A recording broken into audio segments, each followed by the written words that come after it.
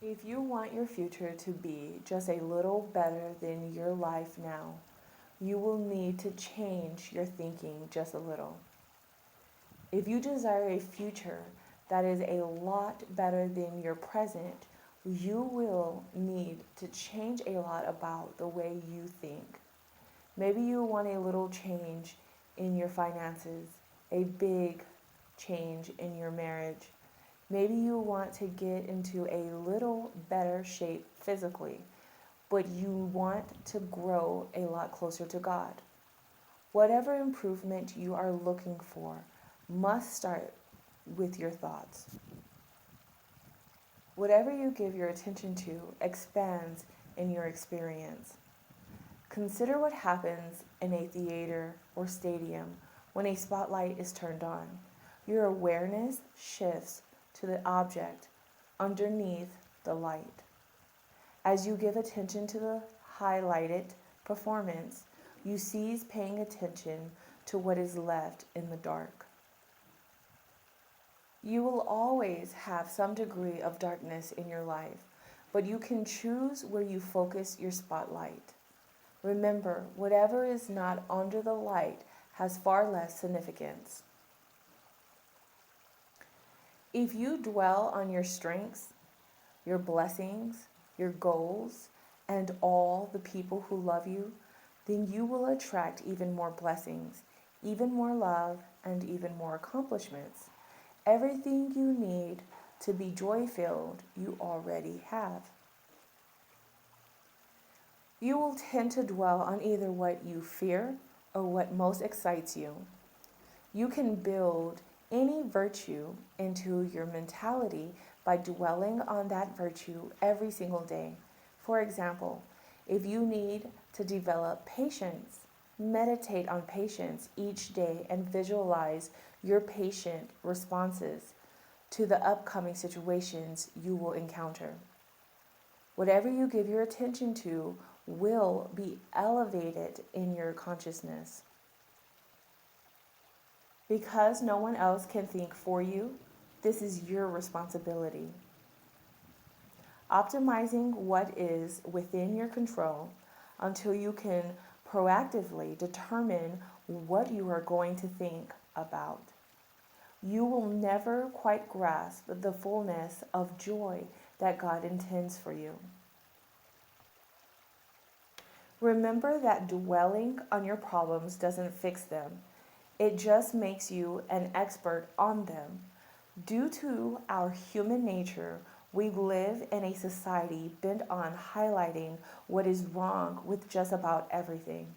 This is so common that most people hardly notice it anymore. Good news does not make the front page. A 70% chance of sunshine is expressed as a 30% chance of rain.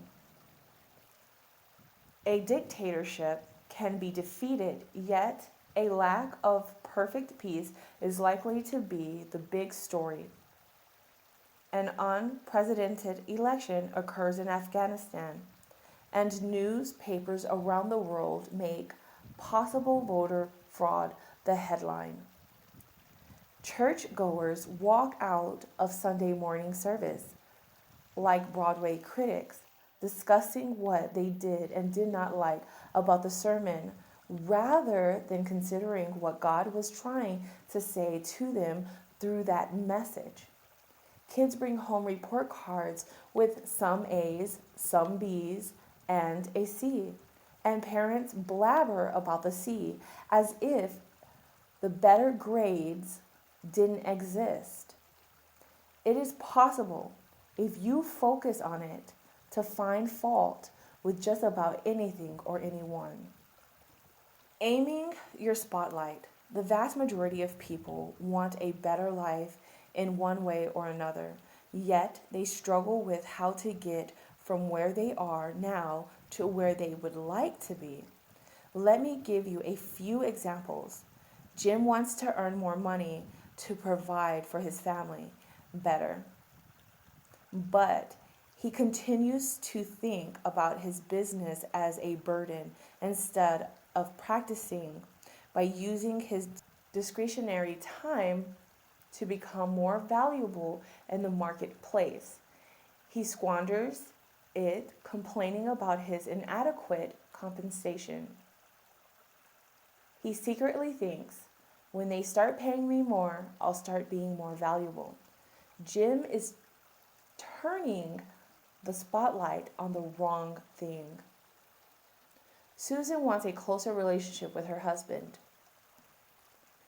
Chris, but she constantly reminds herself of the reasons why that will likely never happen. Rather than expecting and then planning for the best in her marriage, she is mentally retreating and resigning herself to a future of disappointment. Susan is also aiming the spotlight on the wrong target. What about you? Is there an area of your life where you are pointing the spotlight in the wrong direction? Begin to see the opportunities where there were previously only obstacles. It's not that the difficulties disappeared, your focus has simply shifted to the resolution.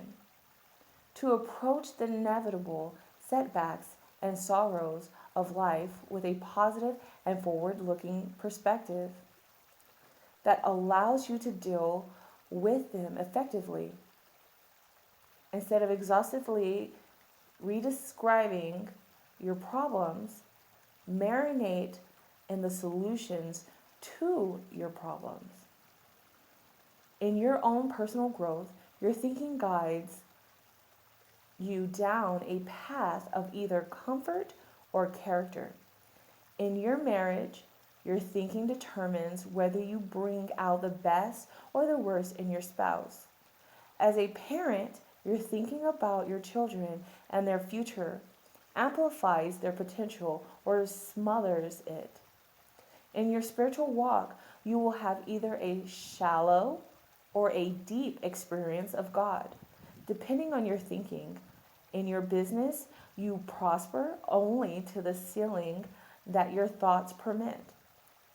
Assuredly, your only limitations are the ones you think you have. You will become more attuned to your thinking and will realize how much productive energy is squandered through unconsciously scattered thought patterns.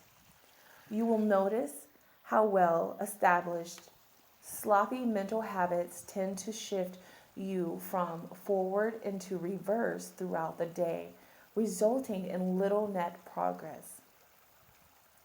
When you bring your thinking into the domain of your conscious, creative control, you will rapidly discover what an enormous advantage you have in sculpting the conditions of your life. Redirect your thoughts into what is worthwhile, constructive, and joy producing.